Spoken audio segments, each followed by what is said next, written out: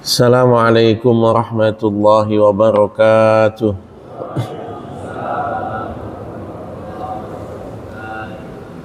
Alhamdulillah, wassalatu wassalamu ala rasulillah Sayyidina Muhammadin. Allahumma salli wa sallim wa barik alaihi ibni abdillah wa ala alihi wa sahbihi wa mawalah wa man tabi'ahu ila yaumil qiyamah wa la hawla wa la quwwata illa billahi amma ba'd.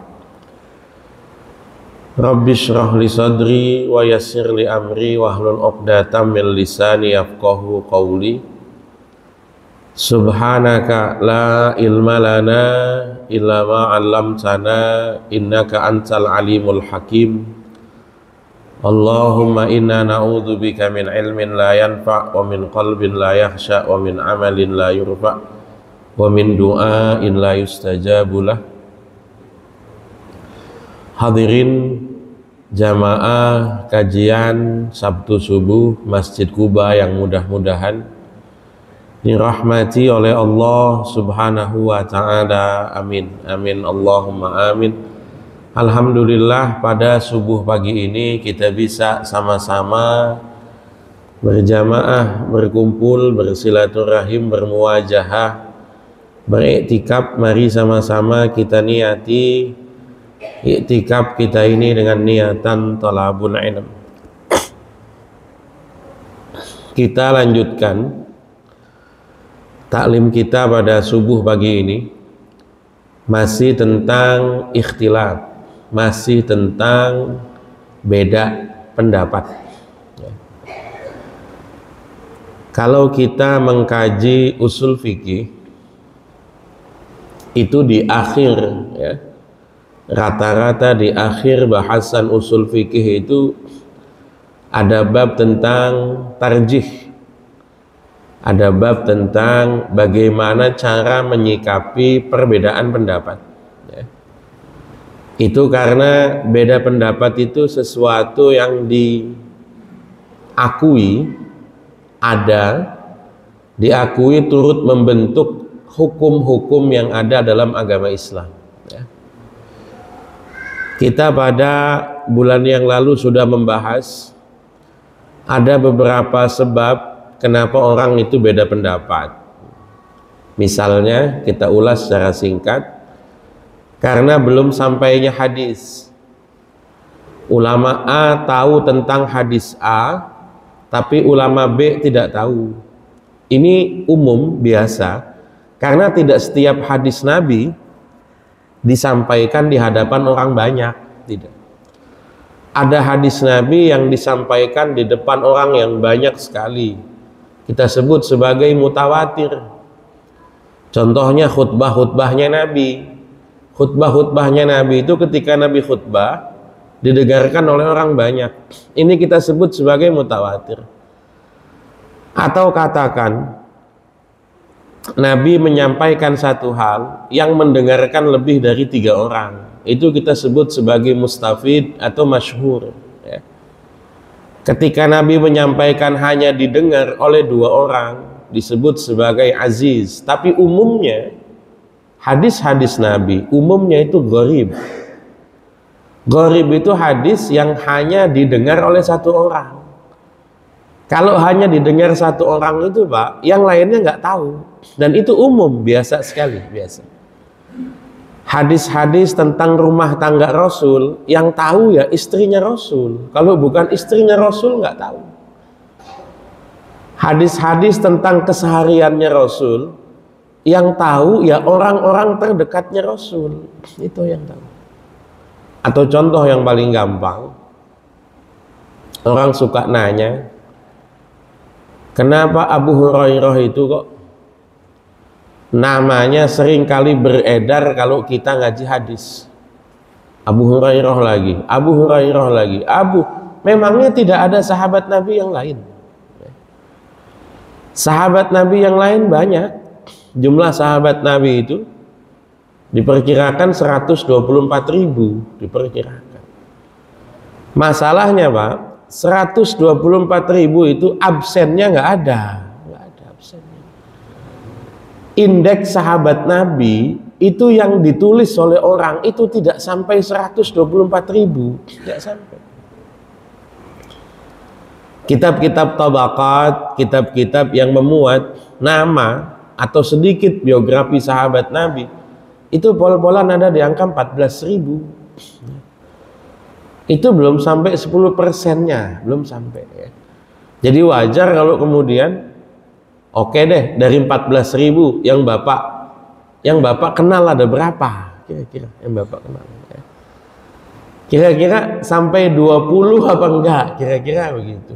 Oke deh, dari katakan misalnya, mohon maaf, istri-istri Nabi saja, apakah bapak-bapak kemudian tahu semuanya siapa saja istri-istri Nabi itu? Atau kalaupun istri Nabi nggak populer, cucu Nabi deh, cucu Nabi. Orang itu tahunya cucu Nabi ya Hasan Husain, itu aja udah. Itu nggak tahu kalau Hasan dan Husain itu punya saudara adik laki-laki juga ada, yang namanya Muhsin, tapi meninggal di usia kecil. Dan Hasan dan Husain itu punya 3 saudara perempuan ya, punya 3 saudara, ada Zainab, ada Ruqayyah, ada Ummu Kalsum. Fatimah menamakan anak-anak perempuannya sama seperti kakak-kakak perempuannya. Dan Nabi punya cucu bukan hanya dari Fatimah, bukan. Nabi punya cucu dari anak kandung perempuannya, Nabi punya cucu dari anak angkatnya, punya. Anak angkatnya Zaid bin Harisah, ada Usamah bin Zaid, ada. Anak angkatnya Nabi Hindun bin Abi Halah punya anak juga. Zainab putri pertama Nabi punya anak juga. Cucu pertama Nabi itu bukan dari Fatimah, bukan. Cucu pertama Nabi itu dari Zainab yang namanya adalah Umaymah. Sebagian nyebutnya Umamah binti Abil As. Itu yang kalau hadisnya Nabi sholat sambil gendong cucu, itu maksudnya anaknya Zainab itu, Umamah. Jadi ada orang beda pendapat karena belum sampainya hadis. Satu nerima, satu nggak nerima. Tadi saya sebut kenapa Abu Hurairah itu banyak meriwayatkan hadis. Kalau bahasa anak sekarang, Abu Hurairah itu mohon maaf, kalau bahasanya jomblo pengangguran. Jomblo pengangguran. Ini jangan dipahami negatif, jangan. Artinya mohon maaf, ketika jomblo, nggak ada keluarga, nggak ada istri, nggak ada anak, udah gitu nggak kerja, maka waktunya banyak sekali dipakai nemeni Rasul. Ketika Abu Bakar itu punya keluarga, bekerja, Abu Hurairah itu nemeni Rasul. Jadi wajar kalau kemudian lebih banyak hadisnya daripada sahabat-sahabat yang lain, wajar. Ada kurang lebih hampir 4.000 hadis Abu Hurairah itu. Masih ada yang lebih banyak dari beliau, ada. Abdullah bin Amr bin Al-As itu hampir 6.000 ya. Atau yang kedua, perbedaan menilai hadis. Yang satu bilang maksudnya begini, yang satu bilang maksudnya begini. Hadisnya sama-sama ada, ngakui. Tapi yang satu nilai maksudnya begini, yang satu menilai maksudnya begini. Contoh yang paling umum, hadisnya ada, bahkan diriwayatkan. Ini saya lupa, mungkin pernah saya bahas tentang khiyar. Khiyar itu opsi untuk melanjutkan atau membatalkan transaksi. Banyak sekali bentuknya. Kalau dalam fikih itu ada khiyar majlis, ada khiyar syarat, ada khiyar aib, ada khiyar ghaban, ada khiyar ru'yah, ada khiyar tadlis, ada macam-macam ya. Tapi yang kita bahas itu khiyar majlis. Khiyar majlis itu opsi melanjutkan atau membatalkan transaksi selagi penjual dan pembeli masih berada di TKP. Selagi penjual dan pembeli masih berada di TKP, itu biasanya kalau dalam fikih kan begini. Jual beli sah dengan akad. Jual beli itu sah dengan akad, ijab kabul. Akad itu di masa lampau bentuknya verbal. Saya jual, saya beli, saya jual, saya beli, bentuknya begitu. Di masa sekarang akad itu ya bisa berupa nota, invoice, bill, kwitansi, atau yang lain-lain bisa ya. Bahkan sekarang kita juga sering ketemu dengan transaksi bisu. Bapak belanja di toko, di minimarket, di swalayan, di mana itu kadang sudah tidak ada komunikasinya, nggak ada. Ambil barang, udah, kasirnya nyeken, tampil harga di monitor, kitanya scan QRIS, dari awal sampai akhir nggak ngomong, bisa. Dari awal sampai nggak ngomong, bisa itu bisa. Nah, itu bagaimana? Ya nggak apa-apa.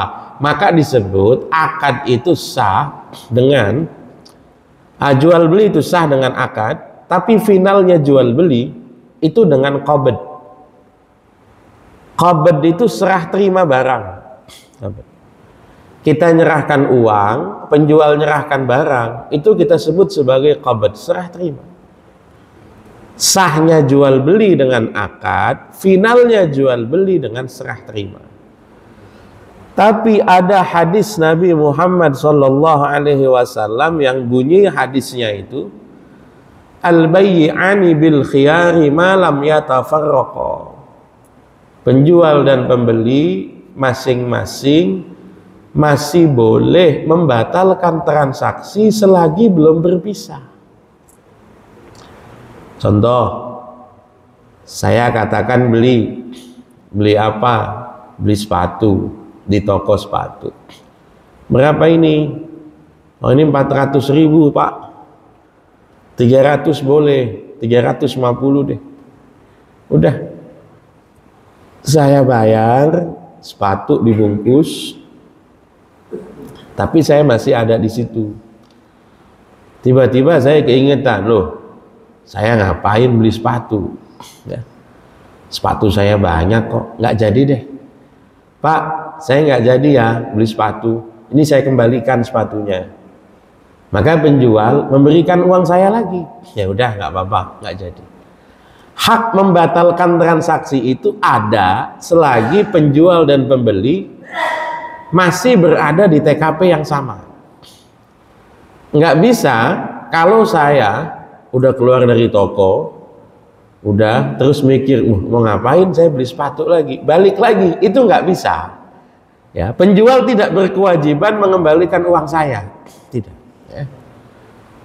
Atau sebaliknya, penjualnya yang sudah pergi, saya udah pergi, penjualnya yang marahin saya.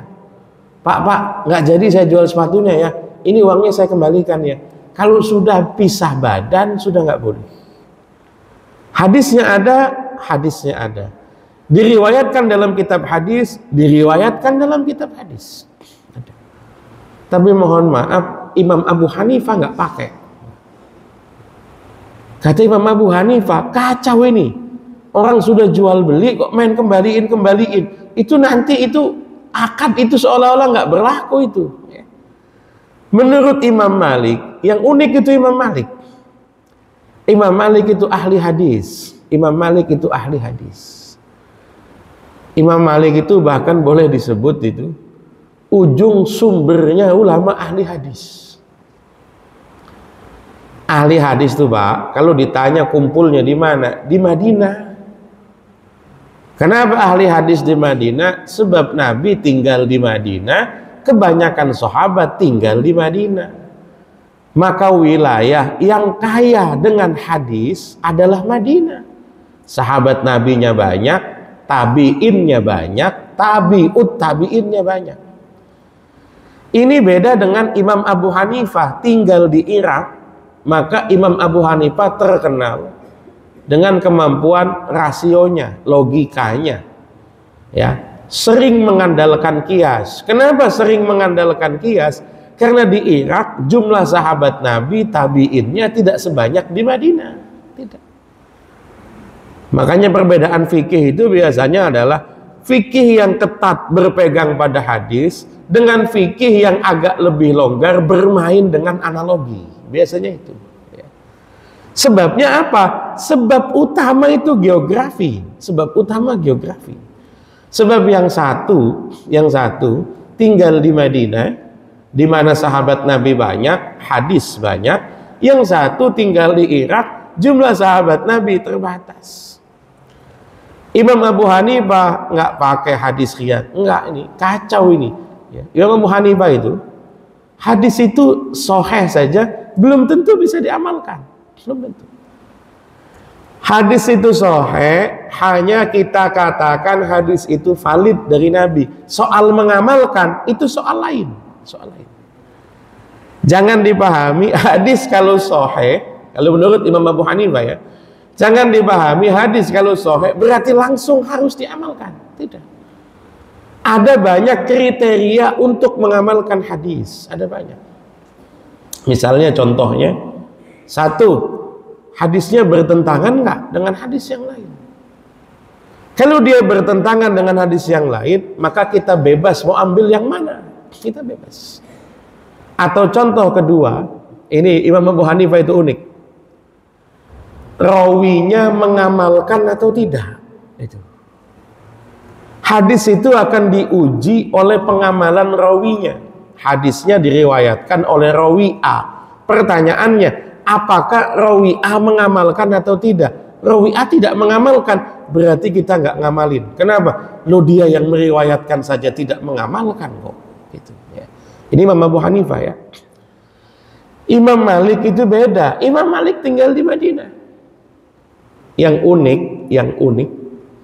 Imam Malik dalam kitab hadisnya mencantumkan hadis ini, mencantumkan. Al-bayyi'ani bil khiyari ma lam yatafarraqa. Imam Malik mencantumkan hadis ini, tapi Imam Malik ketika ditanya, Anda berpendapat ada khiyar majlis enggak? Tidak. Kenapa tidak ada? Alasannya bukan logika. Kalau Imam Malik bukan. Kalau Imam Abu Hanifah alasannya gak masuk akal ini. Orang sudah jual beli, sudah akad, sudah serah terima, kok main batalin saja. Kalau Imam Malik itu alasannya karena di Madinah praktek ini tidak ada. Imam Malik itu mohon maaf bisa mementahkan hadis kalau tradisi Madinah tidak sesuai, bisa. Contoh ya. Bapak-bapak kan kenal yang namanya puasa Syawal, kenal. Puasa 6 hari di bulan Syawal itu. Kalau sekarang hadisnya populer, Dulu hadis itu nggak populer.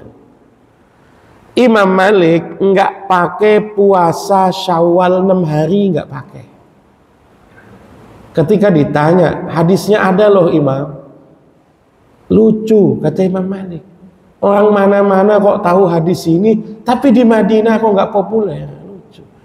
Nabi itu hidup di Madinah. Masyarakat Madinah itu sahabat Nabi, anak-anak mereka, anak-anak sahabat tabi'in. Loh kok bisa aneh? Orang Mesir, orang Basrah, orang Kufah, orang Baghdad, orang Yaman ngamalkan hadis puasa Syawal, orang Madinahnya kok malah tidak. Unik. Kan lu coba, misalnya ini Bapak, misalnya ada makanan khas Tangerang, misalnya dianggap begitu. Tapi kok orang Tangerangnya nggak makan, itu kan lucu sebetulnya. Gitu. Maka kalau Imam Malik itu kita nggak pakai, karena di Madinah nggak diamalin. Ini, tapi kalau Imam Syafi'i beda lagi. Ya orang mau ngamalkan atau tidak itu tidak kemudian menjadi faktor melemahkan hadis, tidak. Sudut pandang itu beda-beda Pak. Nah, sudut pandang itu beda-beda. Oke. Perbedaan menilai hadis. Imam Malik nyantumkan hadis ini tapi nggak pakai. Pernah di debat itu, Masya Allah, ini debatnya berkelas sekali. Imam Malik itu pernah ditanya sama orang anak muda tentang hadis ini. Imam Malik, apakah Anda tidak tahu? Ya. Imam Malik, apakah Anda tidak tahu kalau ada hadis al-bayyi'ani bil khiyar? Imam Malik itu paham orang ini pengen menyudutkan beliau. Maka oleh Imam Malik itu jawabnya itu unik sekali. Kata Imam Malik, qad kuntu alimtuhu wa anta tal'abu ma'asibyan fil baqi'. Kata Imam Malik, saya sudah tahu kamu masih kecil, masih lari-lari di Baqi', saya sudah tahu. Kalau bahasa gampang, kamu masih bocah ingusan, saya sudah hafal hadis itu, saya sudah hafal hadis itu. Jadi jangan dianggap saya nggak tahu, saya tahu. Kalau Anda tahu, bahkan Anda tulis dalam Muwatta, kenapa Anda tidak mengamalkan? Kata Imam Malik, liya'lam misluka anni ala ilmin taraktuhu. Kata Imam Malik, supaya kalian tahu saya itu nggak pakai hadis ini, pakai ilmu juga. Hadisnya saya cantumkan karena saya pakai ilmu, hadisnya tidak saya amalkan juga saya pakai ilmu, kata Imam Malik. Jadi ada perbedaan menilai hadis.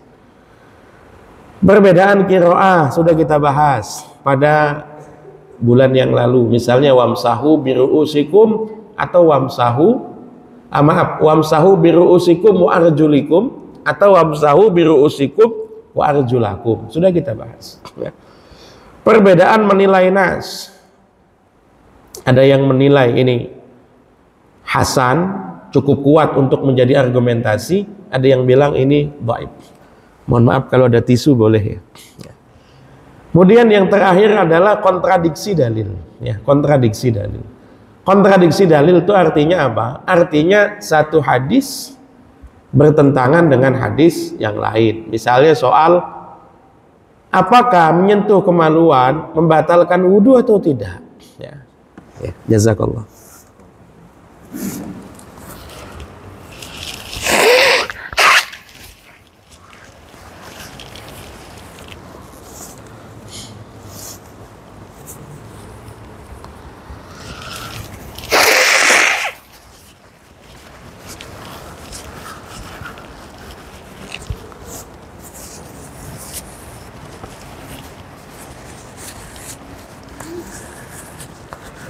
Nah, ini yang paling penting.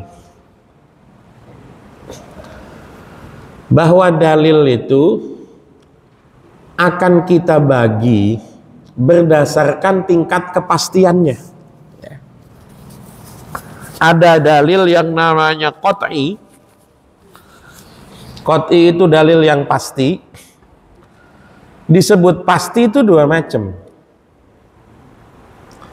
Bisa disebut qat'iyus subut. Qat'iyus subut itu pasti validasinya, sudah pasti berdasarkan validasi, pasti. Ada yang disebut qat'iyud dilalah, pasti signifikansinya. Saya contohkan. Ini dalil nih, dalil. Yang satu Quran, oke ya. Yang satu hadis.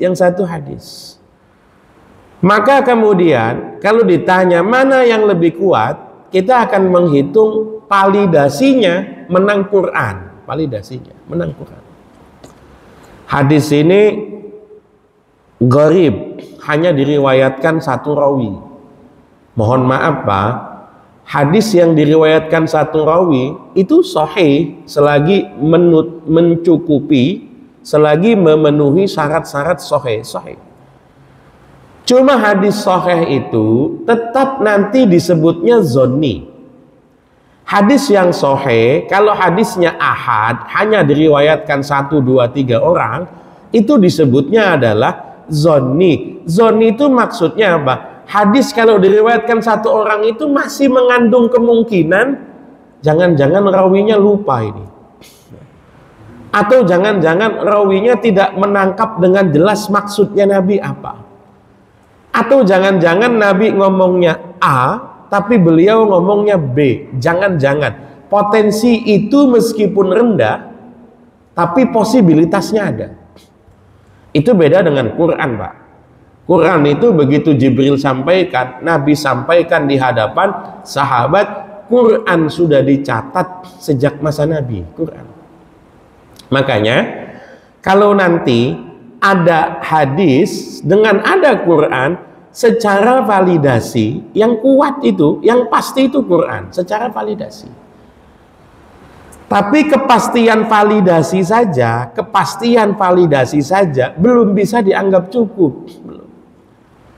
Ada yang namanya kepastian signifikansi, kepastian petunjuk maknanya seperti apa. itu biasanya disebut sebagai qat'iyyud dilalah. Qat'iyyud dilalah itu adalah dalil yang pasti hanya mengandung makna itu, tidak mengandung makna lain, tidak mengandung. Saya kasih contoh. Misalnya, contohnya bila terjadi perceraian, berapa lama istri akan menjalani masa iddah? Nanti dilihat, kalau istrinya hamil, diceraikan dalam keadaan hamil, maka masa iddahnya sampai melahirkan kandungannya. Kalau dia tidak hamil, akan dilihat masih mengalami menstruasi atau tidak. Sebab kadang-kadang Masya Allah Pak, ada Pak, saya itu belum lama, mungkin belum setahun. Ada orang datang ke rumah, curhat, kalau nenek mertuanya diceraikan sama kakek mertua, itu yang kakeknya sudah umur 81, yang neneknya sudah umur 76. Itu cerai. Saya bilang sama cucu menantunya kan, nah, jadi sebetulnya ini kakek dan nenek dari istrinya. Saya bilang, saya tidak bisa memutuskan. Saya bilang, kenapa tidak bisa? Lu kawinnya kan ke KUA, kawinnya resmi, ya cerainya kalau cerai ya resmi. Tapi kita minta jawaban hukumnya, Ustaz. Saya bilang ya kalau talaknya talak 1 ya masih bisa balik dalam masa iddahnya, masih bisa. Saya tuh iseng nanya. Saya bilang coba kalau memang bisa dihadirkan itu sebelum rujuk itu harus diketahui dulu akar masalahnya apa. Jangan orang rujuk saja, tapi akar masalah nggak selesai, gitu kan. Misalnya orang rujuk, kenapa rujuk? Cerainya kenapa? Ya karena suaminya misalnya KDRT.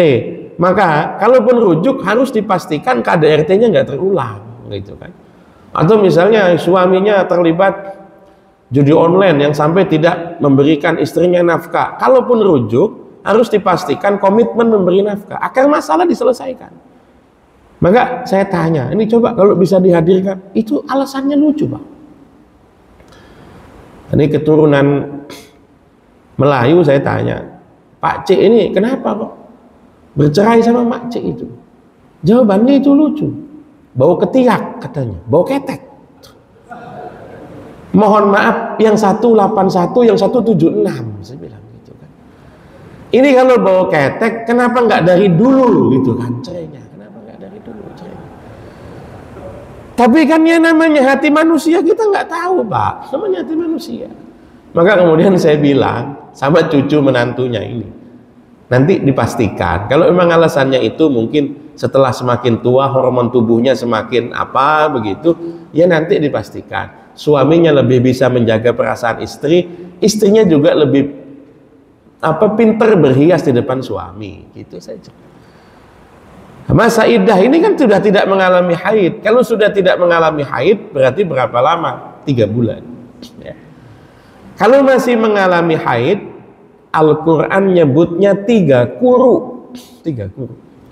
Wal mutallaqatu yatarabbasna bi anfusihinna salasata quru. Wanita yang diceraikan suami mengalami masa iddah selama 3 kuru. Secara kekuatan validasi kuat sekali, ini Al-Quran. Cuma masalahnya kuru itu artinya apa? Orang Arab kalau ditanya kuru itu apa? Kuru itu menstruasi. Jadi kalau disebut 3 kuru, 3 kali menstruasi.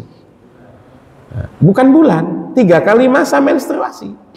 Bab orang mens itu kan bisa beda-beda. Ada yang 3 hari, ada yang 5 hari. Ya 3 kali masa. Ya bisa disebut 3 bulan, tapi kemudian tidak signifikan berapa harinya. Karena kan, tapi nanti orang Arab yang lain kalau ditanya, 3 kuru itu 3 apa? 3 kali masa suci. Ini beda ya. Misalnya, suami menceraikan istri, ketika istrinya datang bulan, kalau yang menurut kuru itu mens, berarti iddahnya sudah jalan. Ketika diceraikan, iddahnya sudah jalan. Ini mens pertama, bulan depan mens yang kedua, bulan depannya lagi mens yang ketiga. Itu berarti selesai mens yang ketiga, berarti sudah selesai masa iddah. Tapi kalau misalnya disebut quru itu suci, maka ketika suami menceraikan istri dalam keadaan datang bulan, iddahnya belum dihitung. Tunggu dia suci baru dihitung iddah. Akan semakin panjang dan semakin lama. Masalahnya bukan cuma dua pendapat ini, Pak. Ada yang bilang quru itu suci dan mens sekaligus. Artinya begini, masa iddahnya jadi lebih pendek. Mungkin sebulan setengah sudah selesai. Mens sekarang iddah dihitung 1 quru, besoknya suci dihitung 2 quru, mens lagi dihitung 3 quru, berarti masa suci kedua sudah selesai masa iddah. Pasti validasinya, tapi petunjuk maknanya belum pasti. Makanya kemudian bukan kaleng-kaleng, ulama beda pendapat itu bukan asal pengen beda pendapat, bukan. Berbeda pendapat itu kalau berdalil monggo silakan. Jadi jangan kemudian anti dengan perbedaan itu, bukan pertentangan, bukan. Beda itu bukan berarti salah, maksudnya begitu. Juga ada perbedaan metode, ada. Ya.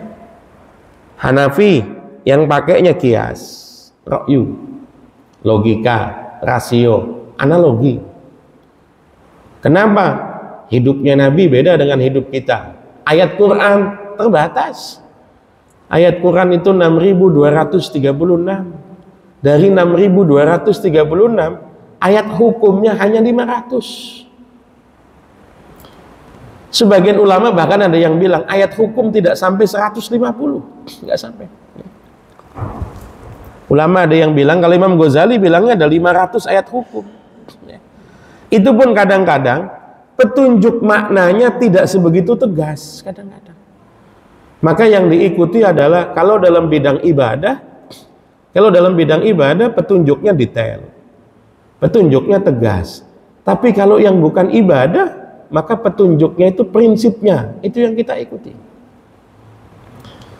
Beda dengan Imam Malik, hadis banyak, bukan cuma hadis banyak, nanti kemudian hadis itu akan diuji dengan praktek penduduk Madinah. Orang Madinah ngamalin nggak? Kalau Imam Syafi'i tengah-tengah, bismillah. Imam Syafi'i itu sistematis, tapi juga ketat pada nas. Quran, hadis yang sahih atau minimal hasan, ijma, kias.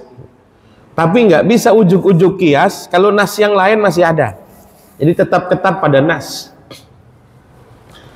Beda pada Imam Ahmad bin Hambal, berpegang pada asar dan hadis. Kalau Imam Ahmad bin Hambal, mohon maaf, hadis doib masih lebih baik daripada kias, masih lebih baik.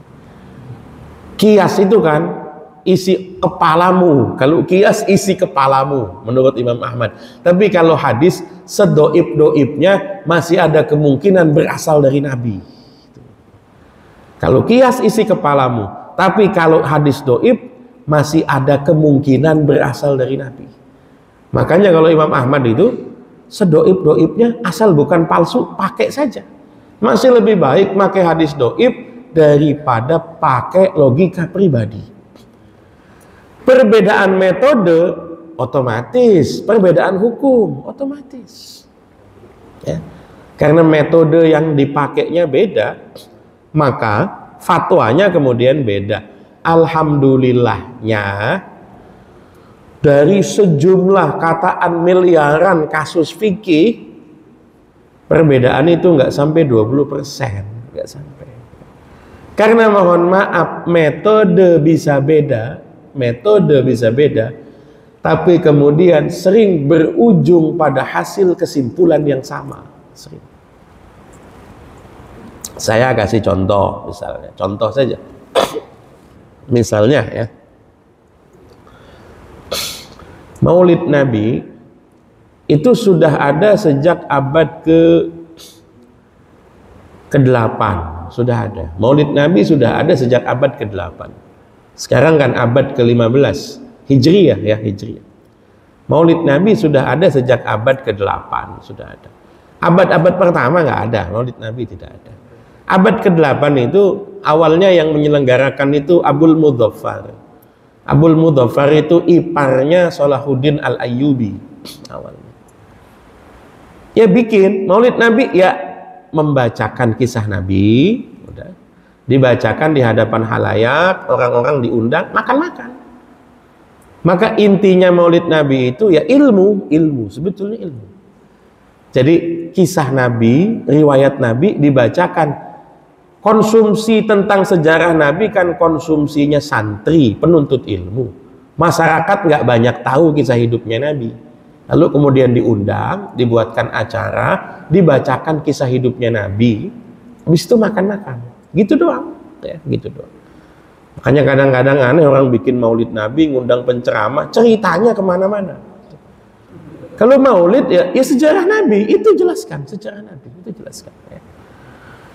Nah, ulama kemudian namanya hal-hal yang baru, beda nyikapinya. Dalam mazhab Syafi'i disikapi oh boleh. Kenapa boleh? Ini kan dulu nggak ada. Ini bid'ah hasanah namanya. Jadi ada metode dalam usul fikih mazhab Syafi'i namanya bid'ah hasanah. Bid'ah hasanah itu nggak usah diartikan macam-macam. Inisiatif yang baik, itu saja. Dulu belum pernah ada, sekarang ada. Sifatnya bukan ibadah, bukan. Kalau ibadah nggak boleh. Dulu belum ada, sekarang ada. Sifatnya bukan ibadah, sifatnya kebaikan. Bedakan antara kebaikan dengan ibadah. Kalau ibadah paten, SOP-nya jelas. Kalau kebaikan tidak. Kalau kebaikan yang kita anggap baik, orang lain anggap baik, ya itu berarti kebaikan. Nggak ada masalah. Ini inisiatif yang baik, dulunya belum ada, sekarang ada. Misalnya begitu. Umar bin Khattab bikin yang namanya awal tahun, penanggalan Hijriyah. Bikin. Dulu zaman Nabi nggak ada. Tapi bukan ibadah. Ya bukan ibadah, bukan ibadah. Penanggalan itu ya murni kebaikan saja. Orang sekarang nambahin, ada santunan, ada. Zaman Umar bin Khattab nggak ada itu. Nggak ada. Ya itu kita sebutnya kebaikan yang diformulasi, itu saja. Maka dalam mazhab Syafi'i nyikapinya nggak apa-apa. Kenapa nggak apa-apa? Ya itu bid'ah hasanah, nggak ada masalah. Inisiatif yang baik. Ulama mazhab Maliki nggak terima. Bid'ah itu nggak ada yang baik, nggak ada. Bid'ah nggak ada yang baik, nggak ada. Tapi Maulid Nabi boleh. Loh kok boleh? Kan bid'ah nggak ada yang baik. Itu namanya maslahatul mursalah. Maslahatul mursalah itu apa? Kebaikan yang tidak dimention oleh syariat. Jadi ada hal-hal yang disebut baik oleh syariat, ada hal-hal yang disebut jelek oleh syariat, ada hal-hal yang tidak dimention. Itu kan sama juga, cuma labelnya. Kalau mazhab Syafi'i bid'ah hasanah. Kalau mazhab Maliki labelnya maslahatul mursalah. Maka tadi saya bilang metode kadang-kadang beda, tapi hasil hukum sama, begitu ya. Nah, ini yang paling penting sebetulnya. Intinya di sini. Satu, intinya saling menghargai perbedaan ijtihad ulama. Ya. Ulama berijtihad itu mengolah Al-Quran dan hadis, tentu dengan sudut pandangnya masing-masing, tapi bukan random, bukan, ada sistemnya. Imam Malik memutuskan hukum A bukan suka-suka, ada metodenya. Metodenya masih bisa kita pakai sampai sekarang, masih bisa. Imam Syafi'i memutuskan satu hukum, itu bukan random, bukan. Itu memang sudut pandang Imam Syafi'i, tapi dibukukan. Kalau kasusnya begini, begini. Kalau terjadi begini, begini. Dibukukan. Orang bisa kemudian menganalisa metode berpikir Imam Syafi'i. Bisa. Sampai sekarang kita pakai, masih bisa. Bukan random, bukan. Demikian pula imam-imam yang lain. Sama. Ya. Maka apa? Maka sikap pertama itu saling menghargai. Beda pendapat, monggo. Ikut siapa? Ikut anu. Atau sudut pandangnya begini, silakan. Ya. Kita tetap boleh mengatakan pendapat kita yang paling kuat, boleh, nggak apa-apa. Tapi tidak boleh mengatakan pendapat lain salah, tidak boleh. Kita boleh mengatakan pendapat kami yang paling kuat, boleh. Tapi mengatakan pendapat lain sesat, itu berlebihan. Karena perbedaan pendapat sudah ada. Kecuali kalau perbedaan pendapatnya random, bikin-bikin. Misalnya mohon maaf, sholat berjamaah, lalu kemudian perempuan berbaur bersama sop laki-laki di depan, misalnya, ya. Untuk tidak menyebut nama, misalnya begitu. Ya. Sholat id, perempuannya di depan, mentang-mentang itu istrinya pengasuh, misalnya. Begitu, kan. Ya kan nggak apa-apa, beda pendapat itu biasa dalam agama. Loh, beda pendapat Anda itu berdalil atau tidak? Beda pendapat itu kalau melawan dalil ya nggak bisa. Beda pendapat itu bukan random, bukan suka-suka. Sudut pandang, betul, sudut pandang, tapi berlandaskan dalil, bukan asal sudut pandang, bukan. Ya. Jadi nggak semua khilaf kemudian kita harus, oh ini khilafnya muktabar. Oh tidak, tetap nanti patokannya pada dalil. Ya. Apakah sudut pandangnya berlandaskan dalil atau tidak? Yang kedua, ini yang paling penting,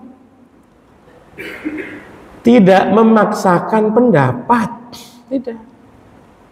Ya. Khalifah Abu Ja'far Al-Mansur pernah minta izin kepada Imam Malik. Imam Malik itu Pak, bikin kitab namanya Muwatta, itu nggak sembarangan. Muwatta itu baru diajarkan, baru diedarkan, bahasa sekarangnya baru dipublish Muwatta itu setelah dibaca disetujui oleh lebih 300 ulama yang ada di Madinah. Ya. Ada 300 ulama yang ada di Madinah setuju, sepakat, baru Muwatta diedarkan. Ya. Kita bikin buku itu nggak begitu Pak. Kita bikin buku zaman sekarang, bikin bukunya pakai AI 2 jam selesai, udah terbitin sendiri. Ya, terbitin. Saya dosen Pak, punya kewajiban penelitian, ada BKD, beban kinerja dosen ada. Ya bikin buku ajar, bikin buku referensi, bikin. Zaman dulu bikin buku tuh lama, proyeknya bisa 3 bulan batu. Sekarang bikin buku ajar itu ya 2 jam selesai Pak, 2 jam selesai. Pakai AI kita. Saya nulis jurnal, ya pakai AI juga, sama. Betul, nulis jurnal itu direview dulu. Kita submit pada jurnal tertentu, lalu kemudian direview, tapi reviewernya itu ya paling 2 orang. Mulai ada AI, reviewernya juga pakai AI buat koreksi jurnal, sama. Saya kadang-kadang aneh, ini tulisan saya masukin ChatGPT, saya bilang, coba tolong review dan koreksi, hasil ChatGPT sama hasil komen reviewnya sama. Itu kadang-kadang saya suuzon, jangan-jangan dia pakai ChatGPT juga, sama. Itu kan. Tapi seketat-ketatnya jurnal, reviewer cuma 2 orang Pak, 2 orang. Imam Malik itu 300 ulama, 300. Nggak ada sekarang, harus disetujui 300 pakar dulu baru boleh dipublish, nggak ada. Segitu ketatnya Imam Malik punya karya. Ketika Khalifah kagum minta izin, saya pengen yang dijadikan sebagai landasan di seluruh kekhalifahan Abbasiyah adalah kitab Muwatta. Imam Malik enggak. Jangan kau paksakan orang hanya pakai Muwatta. Sahabat Rasulullah itu banyak, ada di banyak tempat. Sahabat Rasul itu kadang-kadang beda pendapat. Menyatukan mereka hanya untuk ikut satu pendapat itu berat. Maka kata Imam Malik, biarkan saja apa adanya, biarkan saja. Tidak memaksakan pendapat. Makanya karena tidak memaksakan pendapat, ulama itu patokannya 2. 1, sebisa mungkin husnuzon. Sebisa mungkin husnuzon. Contoh nih, contoh ya. Saya ikut ulama yang mengatakan bahwa basmalah bukan ayat Fatihah, bukan. Dari zaman sahabat sudah beda pendapat ini, nggak usah kaget, sudah beda pendapat. Ada yang bilang basmalah itu ayat Fatihah, ada yang bilang bukan. Loh, kalau basmalah bukan ayat Fatihah berarti kan nggak jadi 7 surat Fatihah ayat, ya tetap 7. 7-nya ngitung dari mana? Siratal ladzina an'amta 'alaihim itu satu ayat, ghairil maghdubi 'alaihim waladdallin, baru kemudian ayat yang ke-7-nya. Begitu. Dari zaman sahabat sudah beda pendapat, basmalah itu ayat Fatihah atau bukan. Tapi imam-imam kita sejak zaman dulu memang mengajarkan husnuzon. Saya jadi makmum, imamnya nggak baca basmalah. Kalau saya baca basmalah, Allahu Akbar, Alhamdulillahi Rabbil Alamin. Imam nggak baca basmalah, saya punya keyakinan wajib baca basmalah. Loh gimana ini? Kami kan berjamaah. Nah, sederhana. Obatnya cuma satu, husnuzon. Cukup kita husnuzon, imam baca basmalah nggak kedengeran sama kita, gitu aja, sederhana. Lu siapa yang bisa? Kan yang disebut bacaan itu tidak harus keras. Membaca keras itu nggak wajib, hanya sunnah hukumnya, hanya sunnah hukum. Makanya kemudian kita dengar, lu kok nggak baca bismillah, dia baca, lu kok nggak kedengeran? Karena memang nggak wajib kenceng, nggak wajib kenceng. Baca sir, itu saja. Sebaliknya sederhana, saya punya keyakinan basmalah itu bukan ayat Fatihah. Imamnya baca Fatihah dimulai dengan basmalah, ya cukup husnuzon. Loh kok dia baca basmalah, kan bukan ayat. Bukan ayat pun sama seperti kemudian baca surat Al-Ikhlas, ghairil maghdubi 'alaihim waladdallin, amin. Bismillahirrahmanirrahim, qul huwallahu ahad. Memang bismillah ayat di situ? Bukan. Lah kok dibaca? Kan bukan ayat. Karena perbuatan baik itu indah kalau dimulai dengan bismillah. Silakan bukan ayat, tapi tetap anjuran untuk dibaca pertama kali. Orang mau mulai makan aja baca bismillah kok. Kan gitu, sederhana. Jadi obatnya cuma satu, husnuzon ya. Wallahu a'lam bishawab. Kalau ada yang masih iskal atau ingin ditanyakan, tafadhol.